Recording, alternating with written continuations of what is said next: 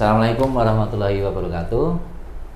Selamat datang di podcast Jumpa KPU Kota Magelang bersama saya R. Al-Akbar.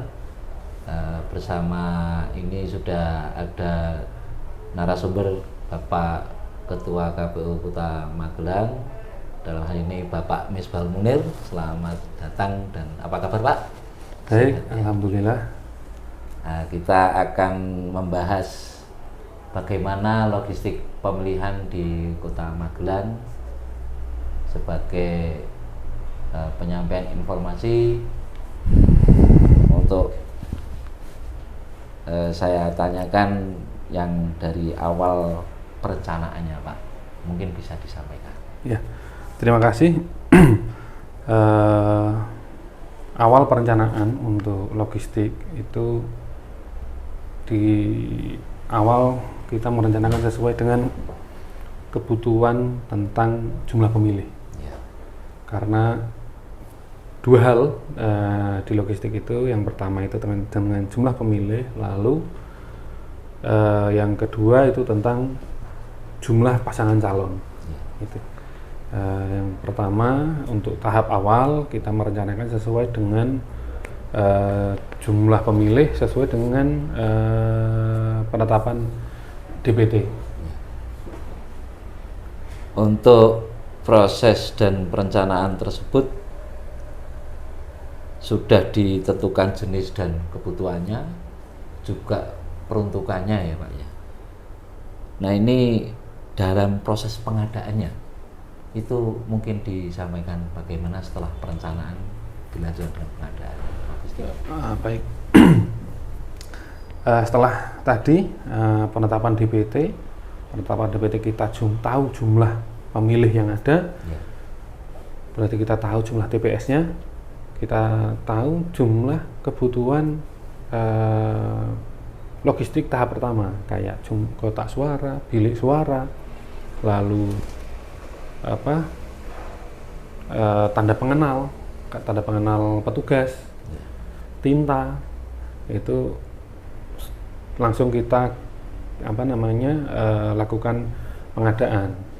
Kalau pengadaan bukan di komisioner KPU, tapi langsung kita setelah kita melaksanakan rapat pleno, kita serahkan ke sekretariatan untuk melaksanakan pengadaan gitu melalui e-katalog. Ada faktor-faktor lainnya mungkin Pak terkait dari pengadaan logistik, lebih kepada pemetaan wilayahnya ya.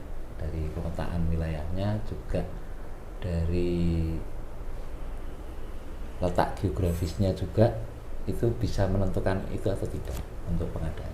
Kalau pengadaan tidak ada sih kalau berkaitan dengan itu. Ya, kalau tadi mungkin yang dimaksud dengan Mas Akbar wilayah tadi terkait dengan jumlah logistik. Iya. Ya, karena kita itu basisnya di wilayah di 17 kelurahan, berarti ada 17 PPS. Iya. Karena di situ ada logistik yang berbasis pada PPS. Betul. Lalu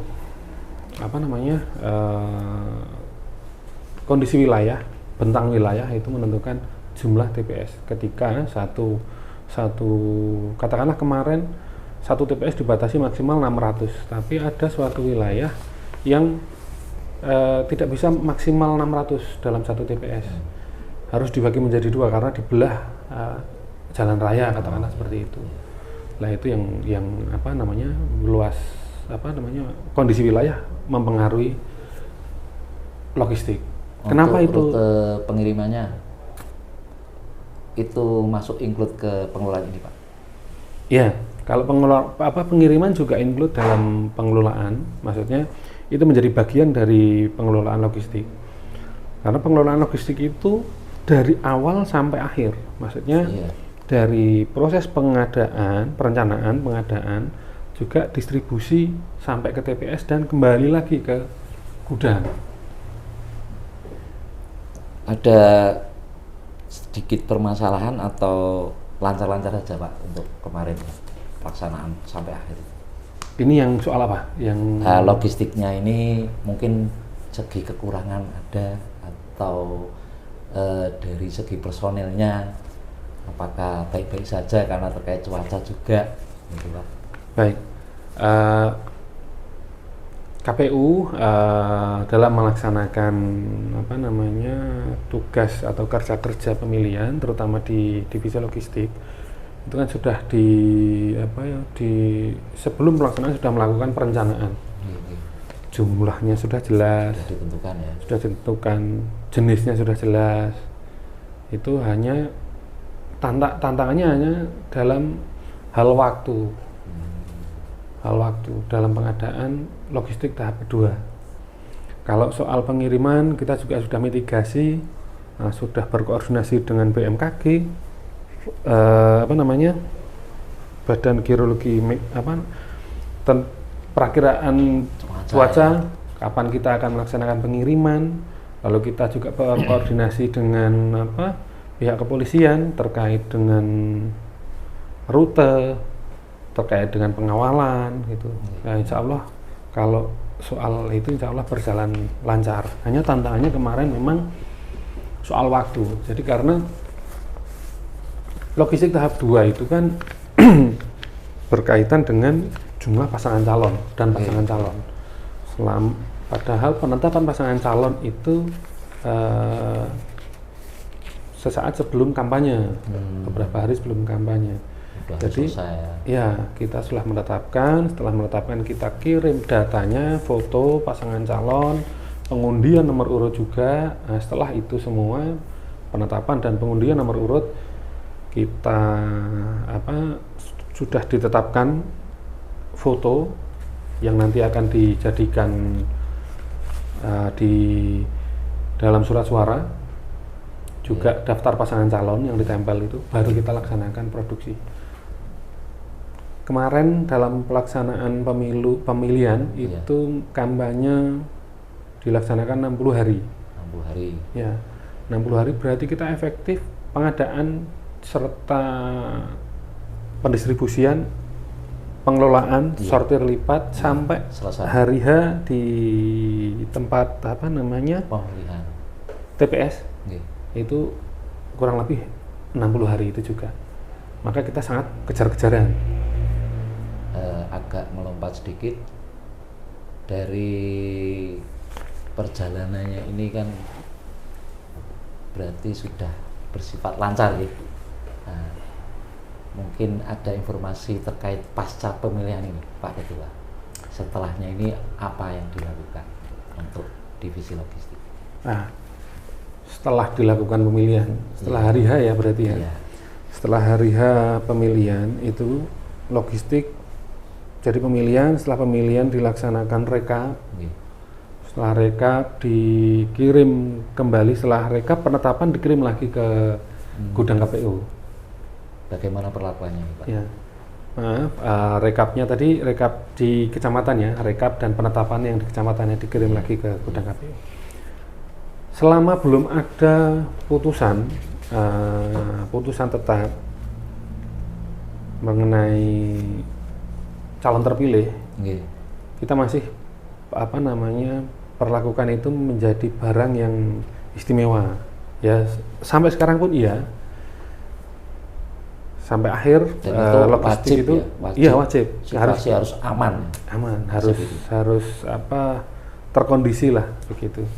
Harus terkondisi. Karena di logistik itu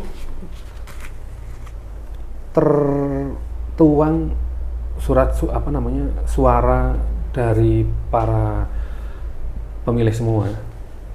Sehingga sebelum penetapan calon terpilih itu di gudang KPU kondisinya tetap terjaga begitu. Nah, pasca ditetapkannya pemilih lalu tidak ada gugatan, seumpama pun ada gugatan itu setelah diputuskan keputusan tetap yang sudah ingkrah begitu, baru kita laksanakan pengelolaan pasca pemilihan. Karena tadi barang logistik itu merupakan barang milik negara, diadakan dengan keuangan negara. Ada tahapan sendiri untuk ya. Lalu kita kelola logistik itu. Iya. Di situ menjadi dua hal. Yang pertama itu menjadi barang yang termasuk arsip dan non arsip. Iya. Kita pilah di situ. Jadi kita lakukan pertama ketika kita sudah ditetapkan dan tidak ada masalah, kita laporkan ke KPU provinsi bahwa kita siap untuk melakukan pengelolaan pasca pemilihan. Itu ada yang disimpan dan ada yang dimusnahkan itu, Pak? Iya, nanti pas itu. Setelah kita diinstruksikan melalui keputusan KPU nomor 1519 tentang pengelolaan logistik pasca pemilihan, pemilihan gubernur, wakil gubernur, bupati, wakil bupati serta wali kota, wakil wali kota tahun 2024 kemarin. Itu baru kita bisa melaksanakan karena sudah ada surat keputusan tadi dan juga sudah kondisi inkrah begitu. Dan alhamdulillah kemarin kita di Kota Magelang itu kan tidak ada gugatan atau apa begitu, langsung ketika surat keputusan itu turun itu tanggal 13 Februari kita bersurat ke Bawaslu dan Polres untuk menyaksikan kegiatan tersebut. Iya, untuk menyaksikan dan menginformasikan, menyaksikan juga. Karena tadi karena barang itu barang yang istimewa sehingga kita melibatkan pihak yang berwenang, pihak lain yang berwenang untuk menyaksikan proses itu.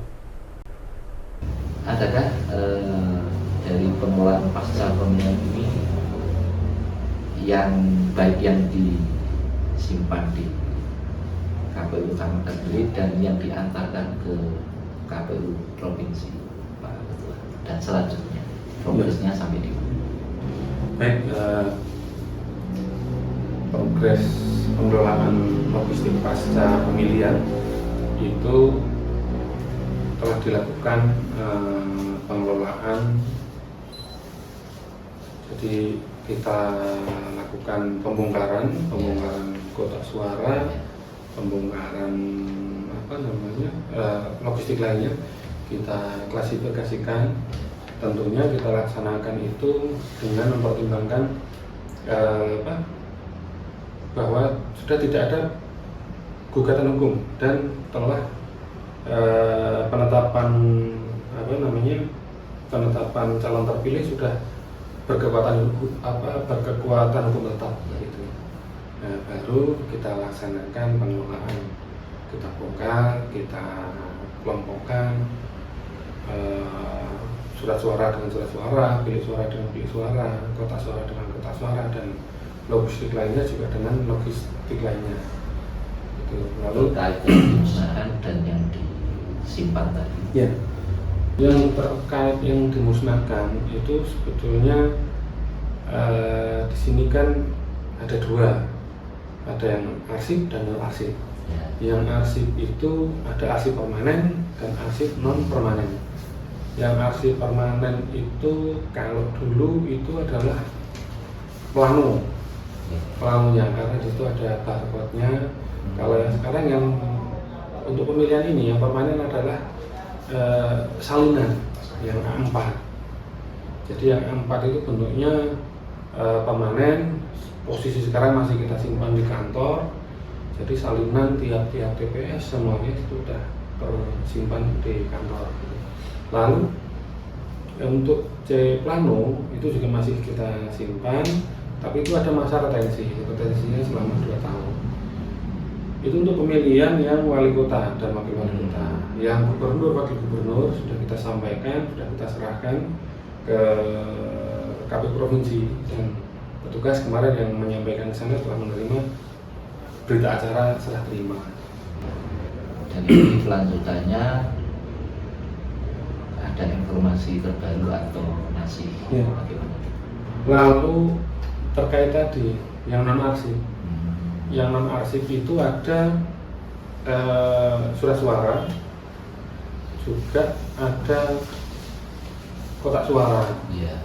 Tapi karena surat suara itu juga bisa dikategorikan arsip, tapi arahan dari KPU RI pemusnahan dalam tanda kutip itu untuk jualan melalui lelang, kotak suara, bilik suara dan surat suara itu digabungkan menjadi satu. Sebetulnya kalau kotak suara dan bilik suara itu kan bukan barang yang ada kaitannya dengan tanda pemilihan ya. Iya. Itu bisa kita laksanakan. Cuman arahannya untuk pemusnahan dalam arti lelang penjualan itu dibarengkan sama surat suara.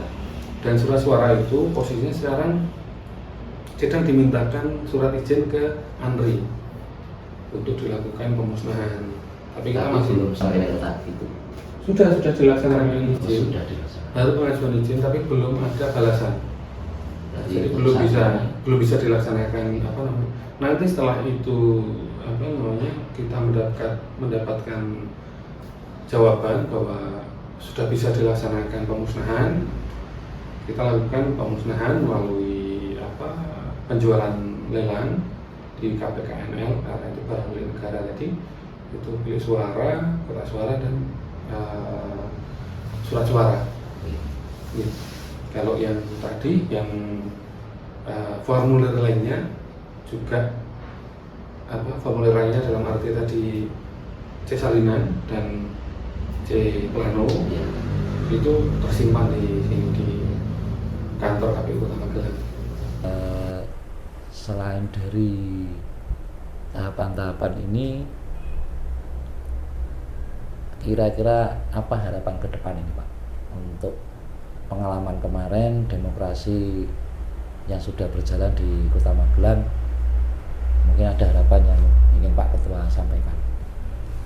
Ya, harapannya ke depan pemilihan di tahun-tahun mendatang itu berjalan dengan lancar, berjalan dengan kondusif, terutama di tahapan logistik. Semoga dari proses pengadaan sampai proses pendistribusian dan pengelolaan pasca itu semua berjalan dengan lancar sesuai dengan peraturan yang berlaku pada saatnya nanti begitu. Ya, mungkin untuk saat ini cukup. Terima kasih kepada Bapak Ketua KPU Kota Magelang. Baik, terima kasih atas perhatiannya kepada sahabat pemilih dan teman pemilih. Demikian untuk jumpa KPU Kota Magelang episode kali ini telah selesai. Jangan lupa mengikuti episode selanjutnya. Dan untuk informasi terkait pemilihan dan KPU Kota Magelang, silakan mengikuti atau follow media sosial resmi KPU Kota Magelang dan website KPU Kota Magelang. Wassalamualaikum warahmatullahi wabarakatuh.